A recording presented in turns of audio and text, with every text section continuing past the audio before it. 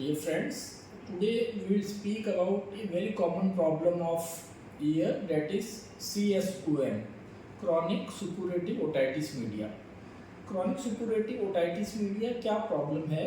इसमें क्या होता है कि पेशेंट को बार बार कान में से पस आती है या राद आती है, रुक रुक के थोड़े थोड़े समय में रुक रुक के पस आती रहती है, एंटीबायोटिक लेते हैं ठीक हो जाती है, थोड़ा टाइम फिर रुक जाता है, फिर से डिस्चार्ज आने लग जाता है। तो ये एक परेशान करने वाली प्रॉब्लम है, रुक रुक के पस आना। इसीलिए इसका नाम है chronic suppurative otitis media. Chronic में जो बीमारी चलती रहे, सुपुरेटिव में जिसमें पस आए। ओटाइटिस मीडिया का मतलब मिडल ईयर का इन्फेक्शन। कान के 3 हिस्से होते हैं, बाहर का कान, बीच का कान, अंदर का कान, आउटर ईयर, मिडल ईयर और इनर ईयर। तो ये मिडल ईयर का इन्फेक्शन है जो कि रेकरेंट होता है। रेकरेंट का मतलब बार बार होता रहता है, तो इसीलिए इसका नाम है क्रॉनिक सुपुरेटिव ओटाइटिस मीडिया। अब इसका डेफिनेटिव ट्रीटमेंट क्या है?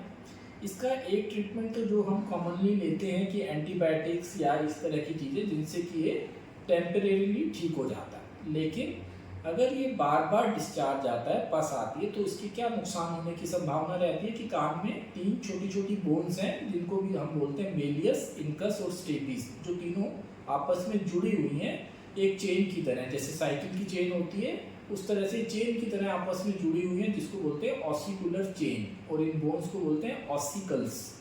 तो ये जो बार बार पस आती है, इसकी ये टेंडेंसी होती है कि हड्डियों को गला देती है या बोन का इरोजन कर देती है। अगर बोन्स इरोड हो जाए या उनमें नेक्रोसिस हो जाए या वो गल जाएं तो ऑसिकुलर चेन टूट जाती है, चेन की आपस में कॉन्टिन्यूटी टूट जाती है, तो उसको बोलते हैं ऑसिकुलर डिसकॉन्टिन्यूटी। ऑसिकुलर डिसकॉन्टिन्यूटी का क्या परिणाम होता है कि सुनाई पे असर आ जाता है, पेशेंट को सुनना कम हो जाता है, जिसको कि हम बोलते हैं कंडक्टिव हियरिंग लॉस। तो इन सब को अवॉइड करने के लिए हम सर्जरी प्रेफर करते हैं ताकि टाइमली हम इन सब कॉम्प्लिकेशन को अवॉइड किया जा सके, पेशेंट की हियरिंग को भी हम प्रिजर्व कर सकें। और भी क्या कॉम्प्लिकेशन होती हैं कि अगर बार बार पस आती है तो उसमें एक कंडीशन होती है जिसको हम बोलते हैं कोलेस्टेटोमा।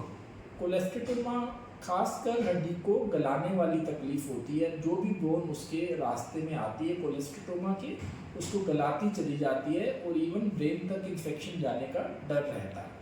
तो कोलेस्टेटोमा जो कि अनसेफ टाइप का ईयर है, उसमें तो सर्जरी के सिवाय दूसरा कोई ऑप्शन ही नहीं है, और उसमें टाइमली सर्जरी बड़ी इम्पॉर्टेंट है क्योंकि कई कॉम्प्लिकेशन होने की संभावना रहती है। जैसे कि अगर ब्रेन में इन्फेक्शन चली जाए तो ब्रेन अपसेस हो सकता है, या अगर दूसरा ब्रेन की जो मेनिंजिस में इन्फेक्शन जाए तो उसमें मेनिंजाइटिस हो सकती है, या जिसको दिमागी बुखार बोलते हैं वैसा हो सकता है। फेशियल नर्व जो है, चेहरे की नस, वो भी कान में से होके आती है। अगर चेहरे की नस के ऊपर प्रभाव आ जाए तो मुंह टेढ़ा होने का डर रहता है। अंदर वाले कान में इन्फेक्शन जाने की वजह से कभी कभी चक्कर आने की भी संभावना रहती है। तो इस तरह अनसेफ ईयर जो है, जो जिसमें अगर कोलेस्टेटोमा हो, उसमें बदबू वाली पस मोस्टली कान में से आती है, या पस में ब्लड मिक्स होके आएगा, ब्लड मिक्स्ड डिस्चार्ज बोलते हैं। तो ये 2 सिम्टम खासकर अनसेफ ईयर के बारे में हमें बताते हैं। तो ऐसे कोई भी सिम्टम्स हों तो we should immediately consult our doctor and take proper treatment। तो सर्जरी जो है, इसमें सर्जरी माइक्रो ईयर सर्जरी की जाती है। उसमें एक दिन हम पेशेंट को हॉस्पिटल में रखते हैं, नेक्स्ट डे पेशेंट घर जाके अपना नॉर्मल काम कर सकता है, और इस तरह से हम उसको बेहोश करके या सुन करके दोनों तरीके से की जा सकती है। तो this was in brief about the chronic suppurative otitis media. Thank you.